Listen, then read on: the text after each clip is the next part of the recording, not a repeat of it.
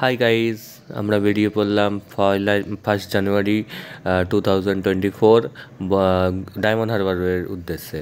সকাল সকাল বেরিয়ে পড়লাম বাইক নিয়ে, দিয়ে এখন যাচ্ছি about 60 kilometre above road trip, short road trip. এই হচ্ছে ব্যাপার। আর আমার সাথে আছে গোগো।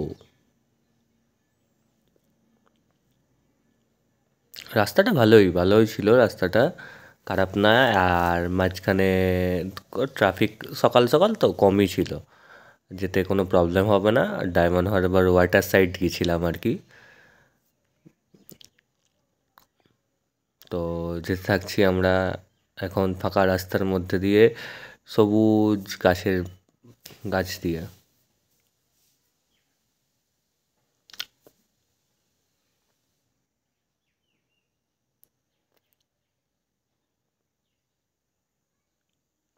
তো বাইপাস বলে স্পিডটা বেশি তোলা যাচ্ছে না, স্পিডটা লিমিটেই রাখতে হচ্ছে। বাট মন তো চায় মাঝে মাঝে একটু আধটু হয়ে যাচ্ছিল আর কি, স্পিড লিমিট ওভার।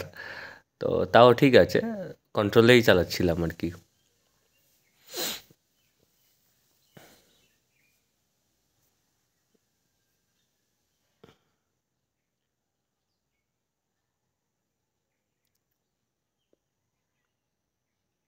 এই ন্যাশনাল হাইওয়েটা না খুব সুন্দর ছিল, মানে বাইক নিয়ে যাওয়ার জন্য একদম সেই ভালো চালানো যাচ্ছিল।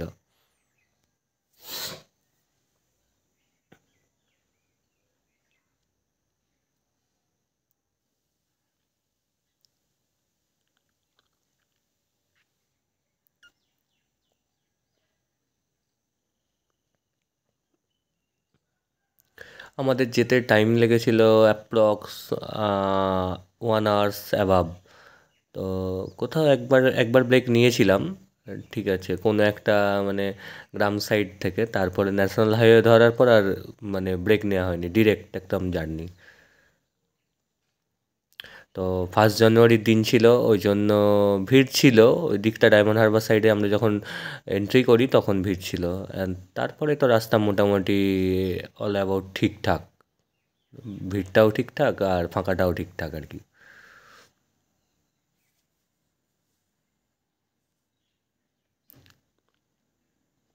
এই যে তোমরা দেখতে থাকো আমি রাস্তা দিয়ে কেমন যাচ্ছি আমরা, ভালো লাগবে আশা করি। এই যে আমরা এসে পৌঁছে গেছি ডায়মন্ড হারবার রিভার সাইড। এটা খুব সুন্দর একটা জায়গা, গেলে অবশ্যই সবার ভালো লাগবে। আর এখানে একটা ডকও আছে খুব সুন্দর, বিভিন্ন টাইমে জাহাজ বেরোচ্ছিল দেখলাম, ভালো লাগলো জায়গাটা। আর বেশ মানে ক্লামজি, অনেক লোকজন আছে, এই আছে খুবই। আর 1 জানুয়ারির দিন ছিল তো ভিড়টা একটু বেশিই ছিল এইখানে। আর বিভিন্ন জায়গায় পিকনিক হচ্ছিল বিভিন্ন রকম। আর আমরা তো গেলাম, একটু ঘুরলাম, একটু খাওয়া দাওয়া করলাম মিও মোড় থেকে দেন কিছুক্ষণ ঘোরাঘুরির পর আবার ব্যাক করে বাড়ি এলাম। তো ট্রিপটা বেসিক্যালি ছিল হচ্ছে গড়িয়া টু ডায়মন্ড হারবার। তো সাউথ সাউথ সাইড। তো ভালোই ভালোই যেতে ভালো লাগলো। তোমরা দেখো, তোমাদেরও আশা করি ভালো লাগবে।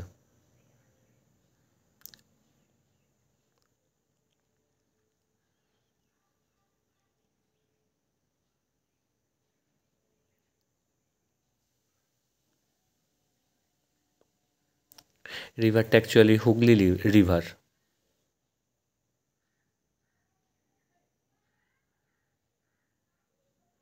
বেশ ঠান্ডা লাগছিল ওই টাইমেও তখন। এখন বাজবে তখন নিয়ার অ্যাবাউট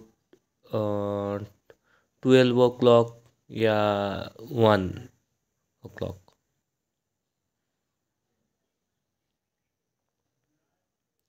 আর ওখানকার বাসগুলো যা জোরে যায় পাশ থেকে, খুব মানে রিস্কি। তো যারাই যেও বাইক নিয়ে খুব সাবধানে যেও, ভালো করে। আর একদম ফুল প্রোটেকশান নিয়ে যেও, হেলমেট তো মাস্ট।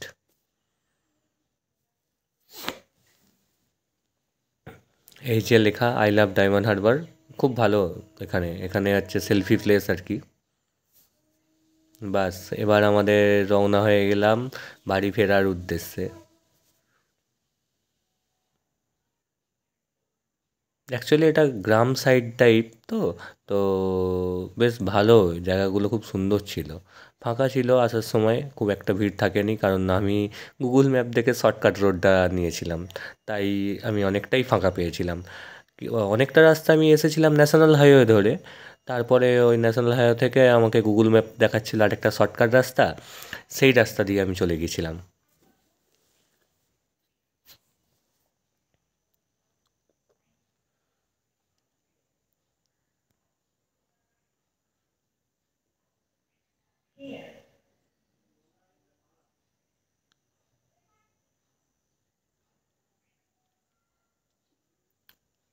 হ্যাঁ, এই তো আমাদের সেই গ্রামের রাস্তাটার মধ্যে ঢুকে গেছি।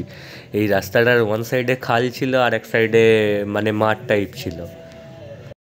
দিয়ে এখান দিয়ে যাচ্ছি আমরা ওই ভিলেজ সাইডটা দিয়ে, বেশ ভালোই। কিন্তু রাস্তাটা খুব একটা ভালো ছিল না, তাও চলে আর কি, সেরকম আর কি রাস্তা। খুব একটা ভালো না রাস্তাটা, তো ওই জন্য খুব স্পিডে যেতে পারি না ওখান থেকে, ওখান দিয়ে আস্তে আস্তেই যাচ্ছিলাম। গাড়ির কন্ডিশনটাও তো ভাবতে হচ্ছিল মাঝে মাঝে।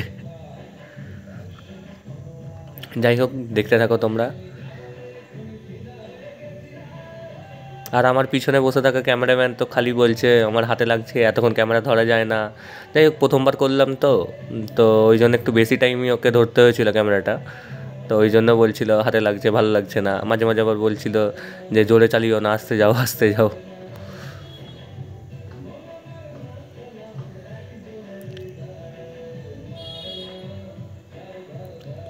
আর ফার্স্ট জানুয়ারি সো অনেকটাই ভিড় ছিল ওদিকটায়। তো বি কেয়ারফুল যেতে হচ্ছিল খুবই।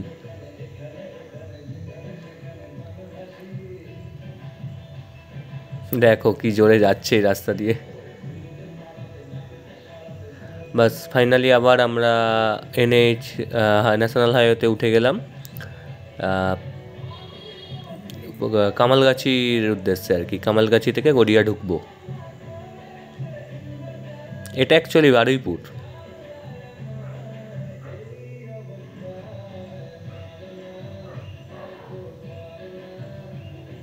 যাওয়ার ইচ্ছা ছিল আরেকটু দূরে, কিন্তু সময় ঠিক না হওয়ায় তো যাওয়া হলো না। না হলে ভেবেছিলাম মৌসুমি বা হেনরি আইল্যান্ড চলে যাব, মৌসুমি আইল্যান্ড আর হেনরি আইল্যান্ড। তো সেরকম ইয়ে নিইনি, প্রিপারেশান নিই না বলে বেরোনো হলো না। নেক্সট টাইম চেষ্টা করবো ওইদিকে যাওয়ার বা পুরুলিয়া, অযোধ্যা যাওয়ার।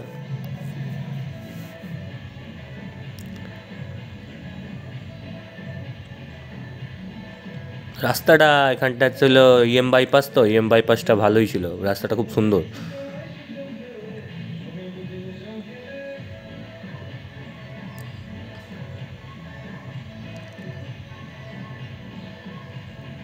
তো ফেরার সময় হালকা ঠান্ডা লাগছিল, বিকেল বিকেল হয়ে গেছিলো, তো ওর জন্য ঠান্ডাটা হালকা লাগছিল। তাও ম্যানেজ হয়ে যায়, কারণ জ্যাকেট ট্যাকেট ছিল, অতটা প্রবলেম হচ্ছিল না আমার। বাট পিছনে যিনি বসেছিলেন ওনার একটু অসুবিধা হচ্ছিল, এতক্ষণ ধরে ক্যামেরা ধরিয়েছি তো, ওর জন্য।